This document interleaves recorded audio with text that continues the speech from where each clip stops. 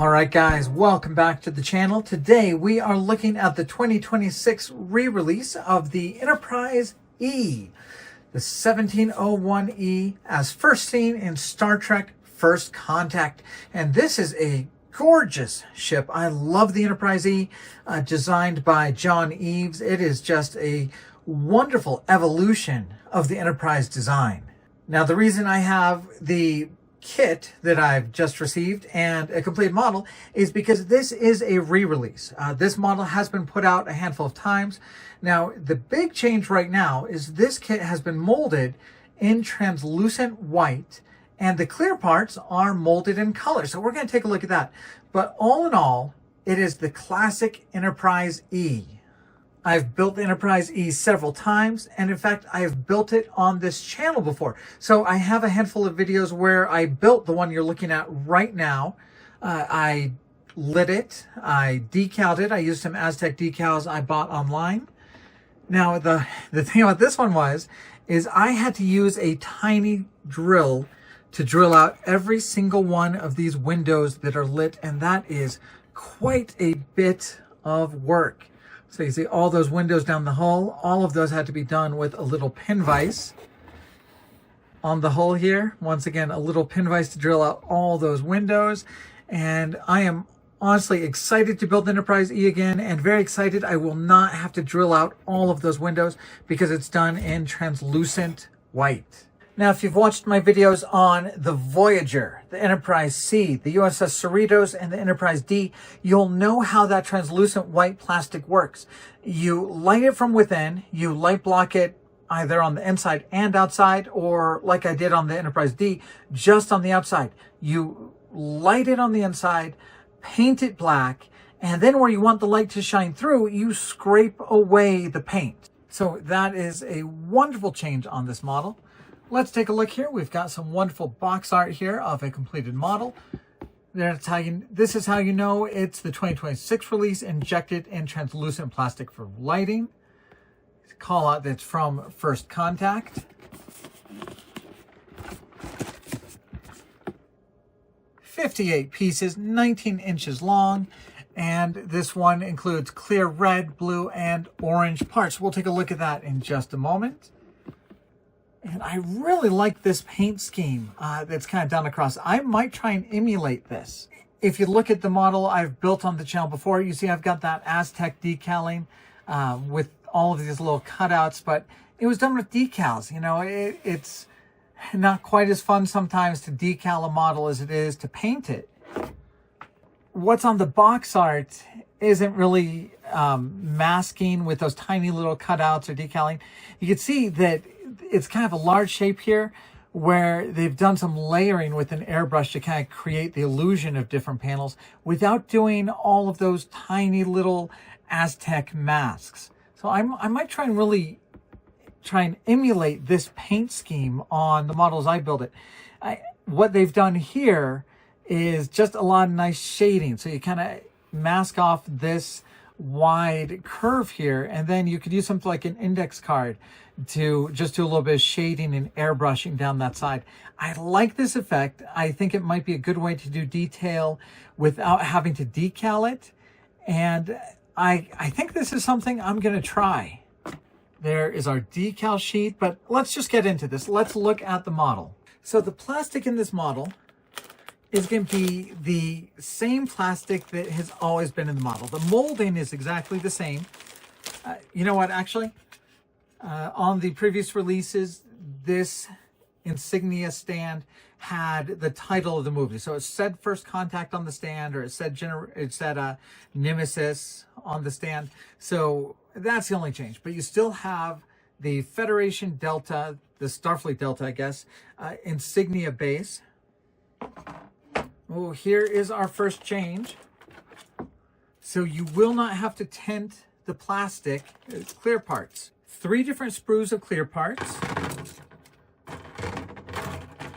So here is our red.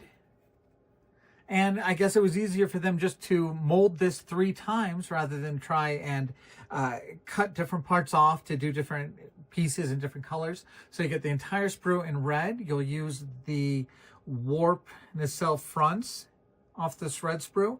You will do the impulse engines in red. Here we have our blue sprue, and for blue, you will do the these long grills for the nacelles. And on orange, really the only thing you do in orange is the deflector dish. So the deflector dish right there. You know, I've always felt the deflector dish was a little more gold, so we'll play with that as we get to build it. Now, the one thing that you don't need to be in clear is this part, which is the door to a shuttle bay.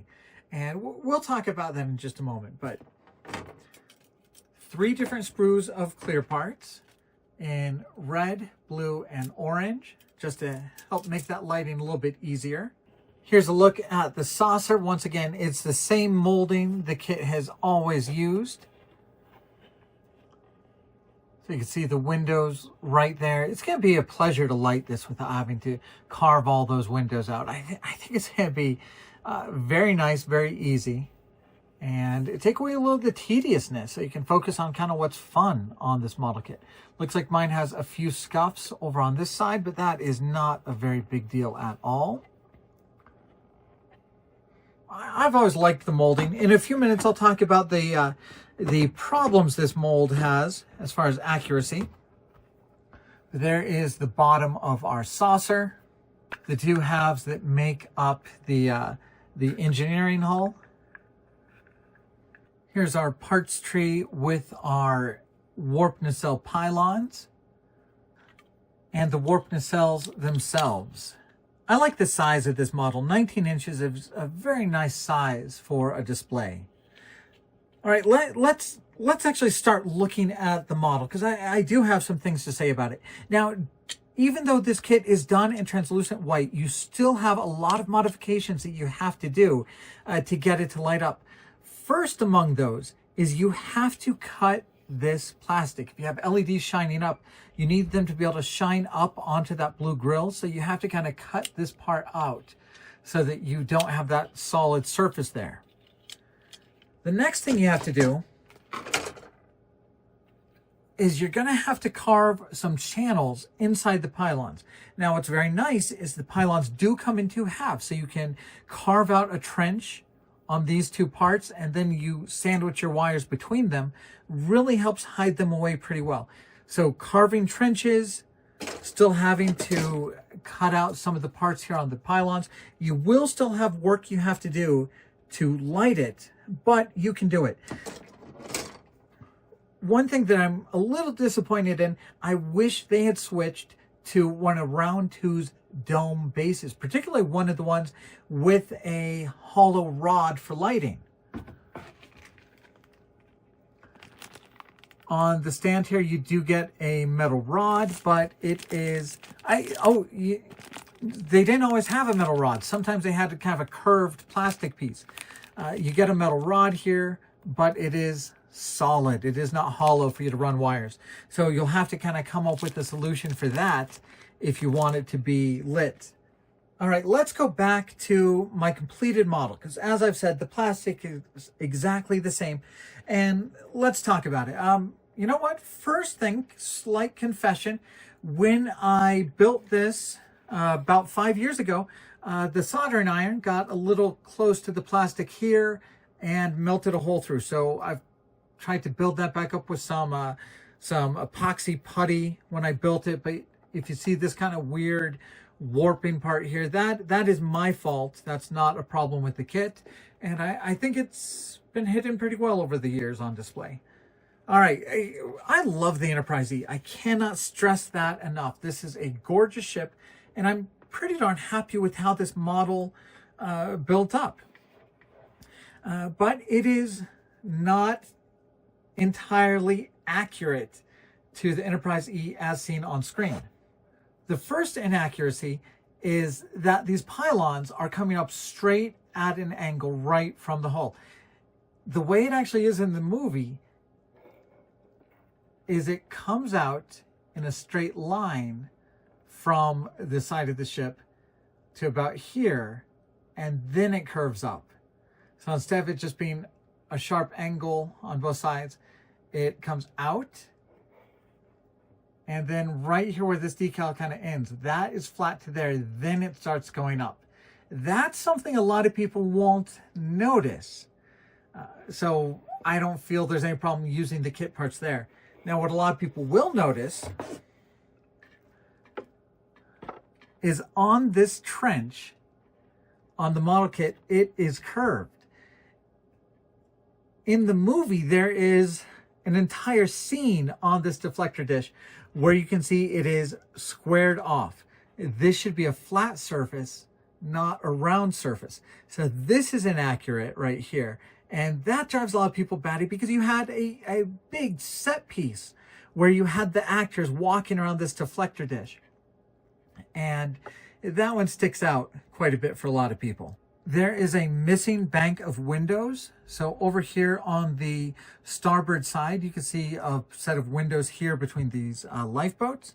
And when you come over to the port side, they are missing here. I believe there was another bank of windows that was missing, so those are some of the things people call this model out on. The missing windows, the inaccurate deflector dish, the incorrect pylons. And if you want to build it as it was in Nemesis, you would have to add a whole bunch of phaser strips.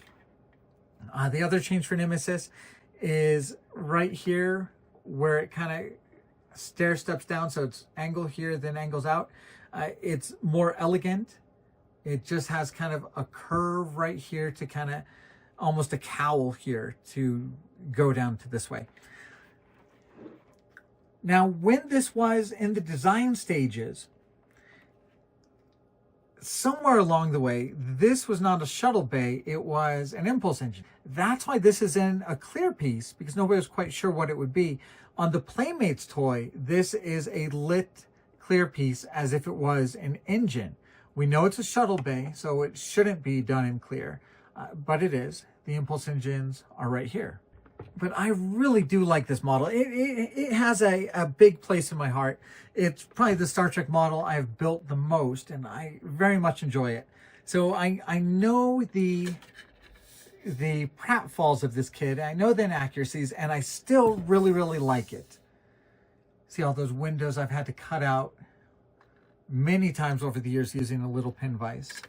So I think it's more gold, more than orange. I'll have to play with that as I kind of light this new one. Here's our decal sheet. It should be exactly the same decal sheet as it was before. All of your lifeboats are done in decals. A lot of the gray panels are done with decals. You get your pennants, your stripes, your registries. You get some of the black panels to go along the neck. And mine's a little bit curved. Not quite sure how that happened, but that will not be a problem. And these on the front of the nacelles. I think that's also something else that is inaccurate.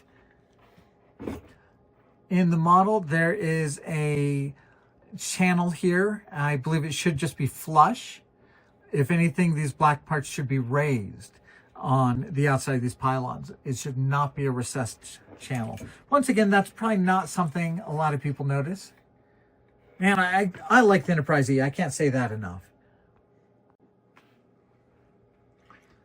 So overall, this is a new boxing of an old kit. There's not much else you can say about it. It is, once again, the same kit put out on the market. No real improvements. It is much, much easier to light. If you bought this the last time the kit was out, there's no real reason to buy it again for the translucent. You could just cut out the windows like you did before. But if you don't have an Enterprise E in your stash, it is very nice it's been brought back to the market, because now you don't have to pay scalper prices. And 2017, 2018, before the model kit came out again, people were paying $150 to $200 per kit for the USS Enterprise E. So anytime it's back on the market and you kind of take the legs out underneath those scalpers, I'm always grateful for that. I think a lot of Star Trek model kits should be kept in circulation. And probably the best thing about this release is It's keeping the kit at a fair price so you don't have to pay those scalpers. If you don't have the kit, gain it now. It is nice to get it in that translucent white, but I'm not going to stand here and pretend like it's some massive, massive improvement and you have to throw away your old versions. It's the same kit, just done in a what I think is a better plastic choice. And right here where you can kind of see this yellows as I have the spotlight, that's because it's a little bit of a gray plastic. Being done in white, my little spotlight here will come out a little bit better. So I'm excited to build it. I'm always excited for the Enterprise E. I'm excited to have the kit brought back to market. And that's how I feel. It's the kit brought back again. It's not a massive improvement, but it is nice to have. All right, I'm going to be building it up on this channel. I'm going to build Vincent from the black hole first, but that is kind of my thoughts on the 2026 boxing of the Enterprise E by Round 2. As always, a big thank you to Round 2 for sending out this sample to me, and a big thank you to CultTvMan Hobbyshop for sponsoring the channel. And of course, you can pre-order or order the Enterprise E from CultTvMan's Hobbyshop, and links will be down below.